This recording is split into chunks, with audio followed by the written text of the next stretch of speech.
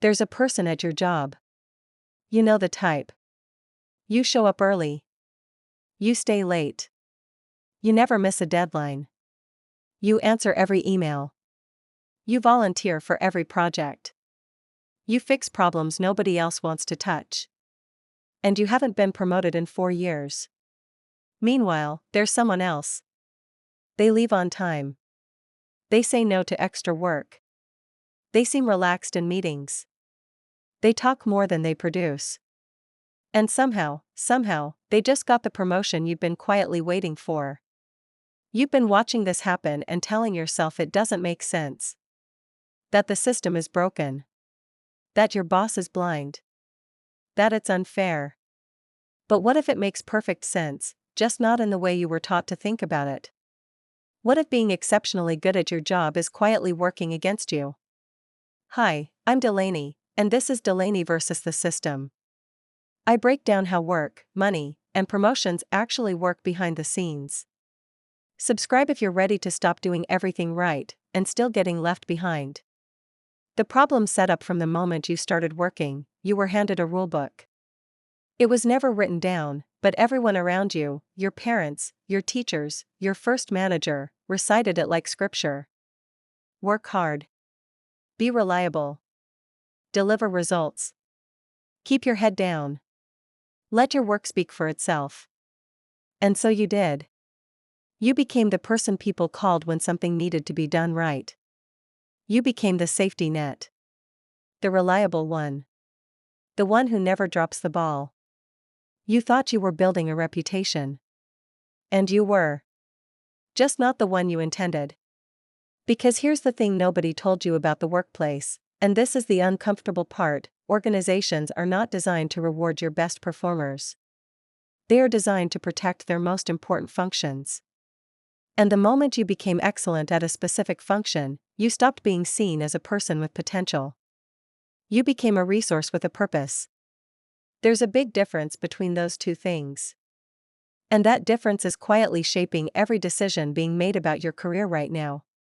The core explanation: let's talk about what's actually happening inside the rooms you're not invited to. When your manager thinks about you, they're not reviewing your output. They're solving a puzzle. And that puzzle is, if you left tomorrow, what would break? If the answer is a lot, you feel secure, right? You feel irreplaceable. But here's the psychological trap. In the mind of your manager, irreplaceable in this role and ready for a bigger role are not the same thought. They are actually opposing thoughts. Your boss isn't thinking, wow, you handle all of this so well, let's give you more responsibility and a title. Your boss is thinking, if you move up, who's going to handle all of this? You've made yourself load-bearing. And nobody promotes the wall that holds the ceiling up. They just hope it stays in place. Think about a hospital. The best nurse on the floor, the one who knows every patient, every protocol, every exception, is the last person they move to a desk job. Not because you aren't capable. Because they cannot afford to move you. Your excellence has made you immovable. Now think about the person who got promoted over you. Maybe they were good, but not irreplaceable. They were visible. They communicated upward. They talked about strategy in meetings instead of just executing tasks. They made their manager feel smart instead of just doing the smart work. That person was not trapped by their competence.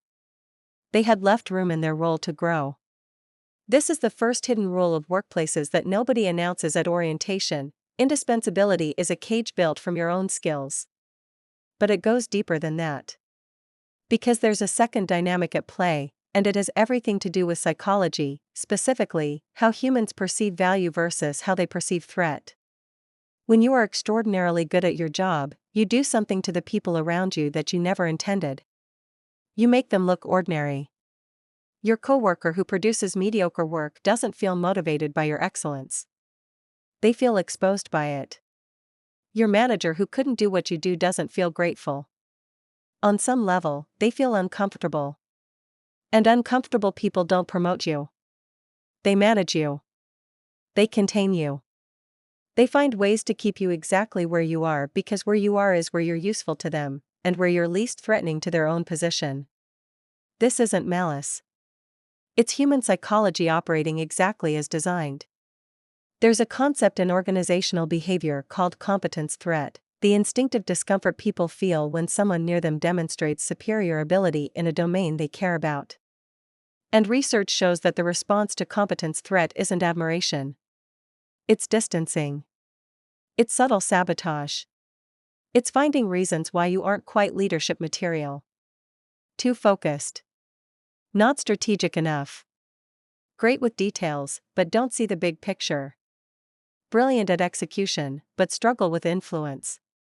Sound familiar? Those aren't performance reviews. Those are psychological defense mechanisms dressed in corporate language. The insight section, the truth reveal. Here's the uncomfortable truth you need to sit with for a moment. The workplace doesn't run on merit.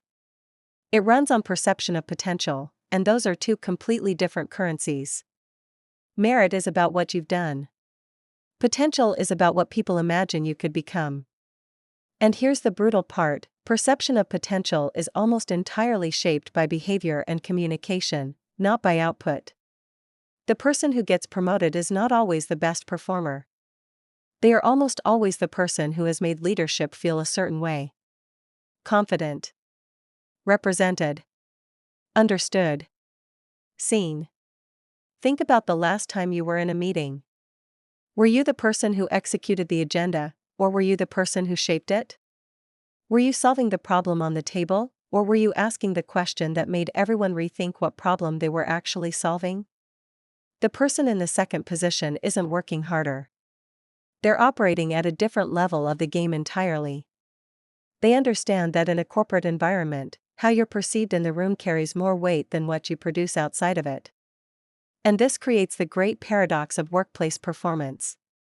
The harder you work, the more you produce, the more you cover, the more you carry, the less time and energy you have to do the one thing that actually moves your career forward, managing how decision makers think about you. You are so busy being good at your job that you have no bandwidth left to be strategic about your career. Your excellent colleague who never seems overwhelmed. They've made a quiet, ruthless choice. They've decided not to absorb every task that drifts their way. They've decided that appearing calm and forward-thinking is worth more than appearing busy and capable. They're not lazy. They're playing the long game. And while you're sprinting on the hamster wheel of daily deliverables, they're slowly, deliberately building the one thing that leads to advancement, a narrative about who you are becoming. Because here's what your boss is actually asking in every performance conversation, beneath all the corporate language about KPIs and competencies: can I see you at the next level? Not, have you earned it? Not, do you deserve it? Can I see it? That's a question about imagination. About story. About the picture that exists in your manager's mind when they think about your future. And if the only picture they have is you handling today's fires brilliantly, they can't see you anywhere else. You've accidentally made yourself a fixture instead of a trajectory. The practical takeaway: so what do you actually do with this? First, stop equating busyness with value. Every task you absorb without pushback sends a signal: you have capacity, and you will fill it with whatever you're given. That is not the signal of someone being groomed for leadership. It is the signal of someone being groomed for more tasks. Start treating your bandwidth as visible. When you're given additional work, don't just absorb it silently. Briefly surface it. Not as complaining, as strategic communication. I can take that on, I'll need to deprioritize X to make room. Which matters more right now? That one sentence does three things: it shows you think in priorities, it shows you protect quality, and it makes your workload visible to the person giving you more. Second, stop letting your work speak for itself, because it doesn't. Work is silent. You have to be the narrator. This is not bragging. This is the professional skill of making your thinking visible to the people who make decisions about your career. After you solve a problem, take one extra step. Tell someone above you, briefly, clearly, what you noticed, what you decided, and why. Not what you did. Why? Because the why is where leadership lives. Anyone can execute. The person who understands the reasoning and can articulate it That's the person who gets invited into bigger conversations.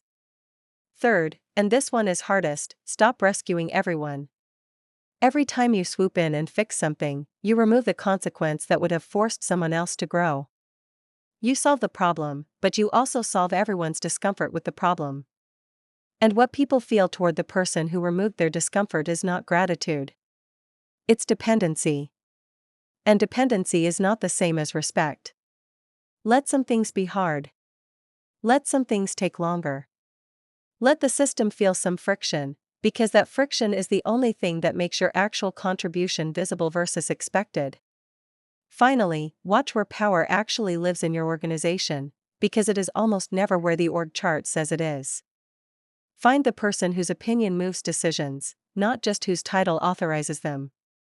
Build a relationship with that person based on ideas and perspective, not task completion.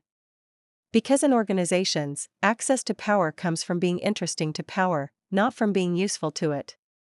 The ending: here's the truth that nobody will ever say in your performance review.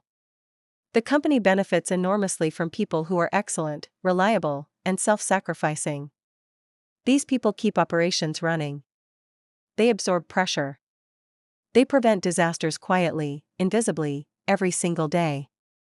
And the company has every incentive to keep those people exactly where they are. This is not personal. This is structural. Systems are designed to maintain themselves, not to reward the parts that work the hardest. So you have a choice to make. You can keep being the most reliable, hardest working, least promoted person in your department. You can keep watching less impressive people move past you and tell yourself it's unfair. Or you can understand the actual game being played, and decide, deliberately, strategically, how you want to play it. That doesn't mean stop being excellent. It means stop being only excellent. Because excellence without visibility is just exploitation with good attendance. And in the workplace, perception isn't everything.